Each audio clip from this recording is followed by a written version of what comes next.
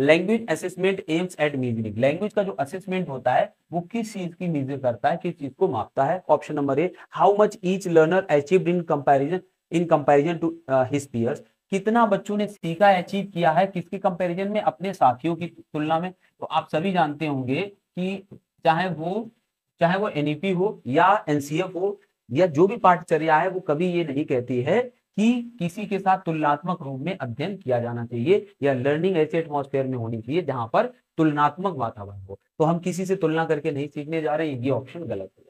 ये language assessment का उद्देश्य नहीं हो सकता है। देयर ओवरऑल और समेटिव अचीवमेंट, अभी हम इसकी बात करेंगे। लैंग्वेज अचीवमेंट ऑफ लर्नर्स, अगला है लैंग्वेज प्रोफिशिएंसी ऑफ लर्नर्स। देखिए, लैंग्वेज प्रोफिशिएंसी से मतलब होता है भाषा में जो पारंगता होती है, और भाषा में पारंगता से मतलब हो जाता है जब उसके सभी भाषा के पहलू, चाहे वो कोई भी हो, वो सभी एक सही अनुपात में विकसित होते हैं। जैसा कि डिजायर होता है जो कि लर्निंग आउटकम में उनको रखा जाता है, उन सभी का जब विकास होता है तो उसे हम लैंग्वेज प्रोफिशिएंसी ऑफ लर्नर्स कहते हैं, और यही ऑप्शन सही हो जाएगा। बाकी यहाँ पर थोड़ी चीजें उसके बारे में चर्चा कर लेते हैं। जैसे यहाँ पर बात आई है समेटिव अचीवमेंट क्या होता है। देखिए, समेटिव अचीवमेंट एक होता है फॉर्मेटिव अचीवमेंट, एक होता है फॉर्मेटिव, एक होता है समेटिव। ठीक है, समेटिव तो लिखा ही है।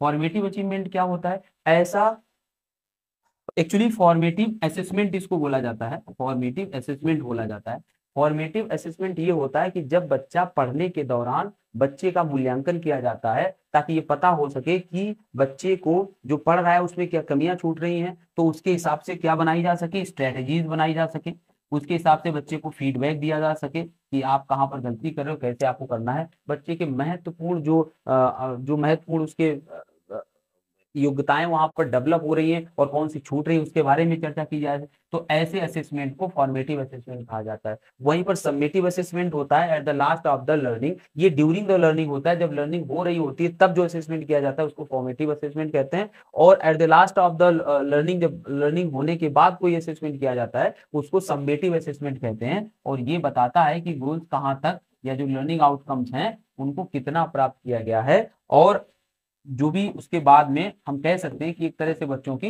एक दूसरे के साथ यहाँ पर बाद में आप देख सकते हैं कि किस बच्चे ने कितना यहाँ पर अचीवमेंट किया। तो जो बाद में असेसमेंट किया जाता है उस तरह के असेसमेंट को समेटिव असेसमेंट कहते हैं, जो पहले किया जाता है यानी ड्यूरिंग लर्निंग किया जाता है उसको फॉर्मेटिव असेसमेंट कहते हैं। ठीक है, आपका ऑप्शन सही हो जाएगा डी वाला।